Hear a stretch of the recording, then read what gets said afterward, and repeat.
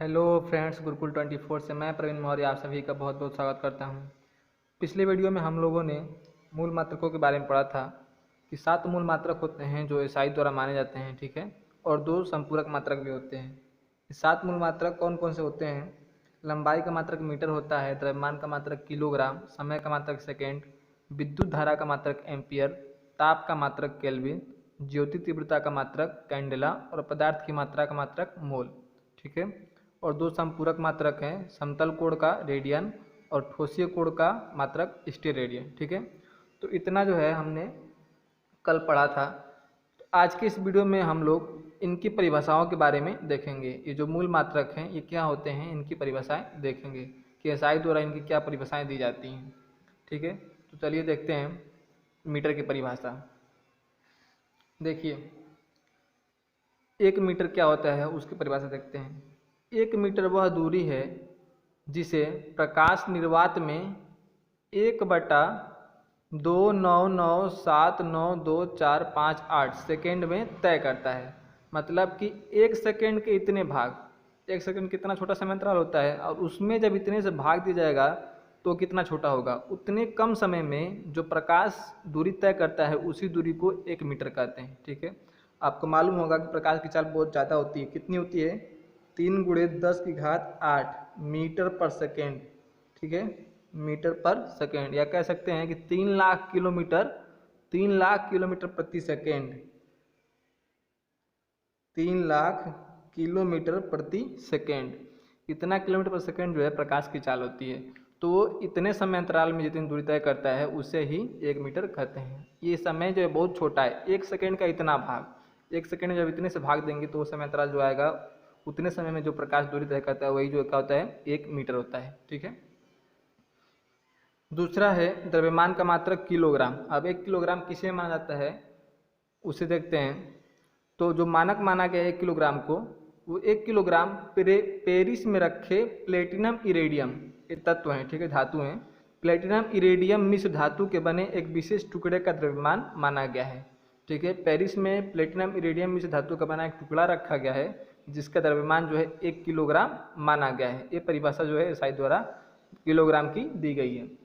इसके अलावा किलोग्राम की परिभाषा यह भी दी जाती है कि 4 डिग्री सेंटीग्रेड पर शुद्ध जल के 1 लीटर जल का द्रव्यमान जो होता है वो 1 किलोग्राम माना जाता है। 4 डिग्री सेंटीग्रेड पर शुद्ध जल के 1 लीटर जल का तापमान जो है 1 किलो द्रव्यमान जो है 1 किलोग्राम माना जाता है, ठीक है।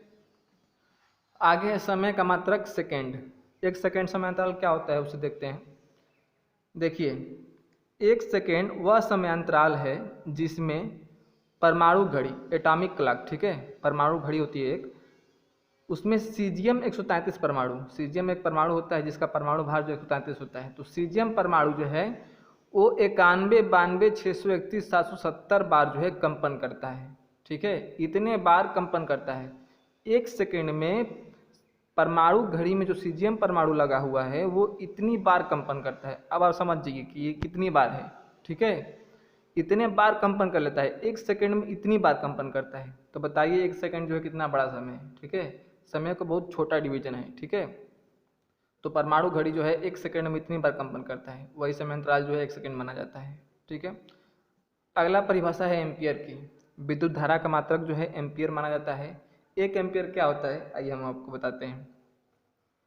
1 एम्पियर वह विद्युत धारा है जो कि निर्वात में, निर्वात का मतलब कि जहाँ पे वायु भी नहीं पाई जाती है, मतलब कि स्पेस में, ठीक है, जहाँ पे वायु भी नहीं हो, निर्वात में 1 मीटर की दूरी पर स्थित 2 सीधे अनंत लंबाई के तार, ठीक है, 2 सीधे अनंत लंबाई के समांतर तार, ठीक है, अनंत लंबाई के तार हो और सीधे हो बिल्कुल और समांतर हो, में प्रवाहित होने पर प्रत्येक तार की प्रति मीटर लंबाई पर, हर एक मीटर लंबाई पर जो है 2 × 10⁻⁷ न्यूटन का बल उत्पन्न कर दे।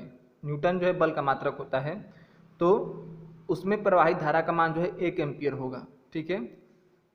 1 एम्पियर वह विद्युत धारा है जो कि निर्वात में 1 मीटर की दूरी पर स्थित 2 सीधे अनंत लंबाई के समांतर तारों में प्रवाहित होने पर प्रत्येक तार की प्रति मीटर लंबाई पर 2 × 10⁻⁷ न्यूटन का बल उत्पन्न कर दे। अब आपको ये सब परिभाषाएं जो है बहुत हार्ड लग रही होंगी, तो क्या करेंगे, जो परिभाषाएं हैं एसआई द्वारा मानक मानी गई, ठीक है, और इनको आपको याद करना पड़ेगा, क्योंकि एग्जाम्स में पूछे जाते हैं, आपको यही परिभाषा देनी पड़ेगी। इसको मैं एक बार और आपको समझाते हैं। मान लीजिए दो तार हैं, ठीक है, अनंत लंबाई के हैं, इनकी लंबाई फिलहाल सीमित है, लेकिन मान लीजिए अनंत लंबाई के, ठीक है, एक बिल्कुल सीधे और समांतर है। तो इनमें जब विद्युत धारा प्रवाहित की जाएगी, इलेक्ट्रिक करंट प्रवाहित की जाएगी, तो जब इनकी प्रति मीटर लंबाई पर जो है इतने का बल उत्पन्न हो जाएगा, कितने का, 2×10⁻⁷ न्यूटन का। जब इसकी प्रति मीटर लंबाई पर, प्रत्येक तार की प्रति मीटर लंबाई पर 2×10⁻⁷ न्यूटन का बल उत्पन्न हो जाएगा, तो इन दोनों में जो प्रवाहित धारा होगी उसका मान कितना होगा, 1 एम्पियर होगा, ठीक है। 1 एम्पियर की परिभाषा दी जाती है, ठीक है। विद्युत धारा को एम्पियर में मापा जाता है, 1 एम्पियर, 2 एम्पियर, तार में कितनी धारा प्रवाहित हो रही है, 5 एम्पियर, 6 एम्पियर, 10 एम्पियर, ठीक है। तो एम्पियर जो विद्युत धारा का मात्रक है। आगे है केल्विन। ताप का मात्रक जो है केल्विन माना गया है एसआई द्वारा, ठीक है, इंटरनेशनल सिस्टम द्वारा जो है ताप का मात्रक केल्विन माना गया। उसकी परिभाषा क्या है, 1 केल्विन जल के त्रिक बिंदु के उष्मागतिक ताप का 1/273.16वां भाग होता है, ठीक है। अब आपको ये भी नहीं समझ में आ रहा त्रिक बिंदु क्या होता है, तो आप जैसे जैसे आगे फिजिक्स पढ़ेंगे तो इन सब के बारे में आपको नॉलेज होती जाएगी। फिजिक्स इतना छोटा तो है नहीं, ठीक है, हर एक टॉपिक हम आपको यहाँ पे नहीं समझा सकते। जैसे जैसे टॉपिक बीच में आएगा हम आपको समझाते चलेंगे, ठीक है। तो इतना समझ लीजिए कि 1 केल्विन जो है जल के त्रिक बिंदु के उष्मागतिक ताप का 1/273.16वां भाग होता है। आपने सिंपल ये भी पढ़ा होगा 8वीं कक्षा में कि 1 केल्विन जो बराबर होता है, केल्विन में जब हम टेम्परेचर को बदलते हैं, अगर सेंटीग्रेड में आपको टेम्परेचर मालूम है तो केल्विन होता है 273.16 प्लस डिग्री सेंटीग्रेड। मतलब कि अगर आपको कितना हो सेंटीग्रेड में तापमान है उसको केल्विन में बदलना है, तो आप उसमें 273 जोड़ते हैं, ठीक है। 0.16 आप छोड़ देते हैं, लेकिन फिलहाल जो है बिल्कुल शुद्ध रूप ये होता है 273.16। केल्विन पैमाना जो है सेंटीग्रेड पैमाने से जो है इतना आगे चलता है, ठीक है। तो ये बदलने का फार्मूला होता है केल्विन में, सेंटीग्रेड को जो है केल्विन में बदलने का फार्मूला होता है ये, ठीक है। तो उसी आधार पर ये परिभाषा है आपकी। आगे है कैंडेला। कैंडेला किसका मात्रक होता है, ज्योति तीव्रता का मात्रक होता है कैंडेला, ठीक है। अब ज्योति तीव्रता क्या होती है, मान लीजिए कहीं भी दीप जल रहा है तो उसकी जो तीव्रता निकलती है, उसके ज्वाला की जो तीव्रता है उसी को जो है ज्योति तीव्रता कहते हैं, ल्यूमिनस इंटेंसिटी, ठीक है। तो उसका मात्रक एक कैंडेला होता है। कैंडेला किसे कहते हैं आइए देखते हैं उसको।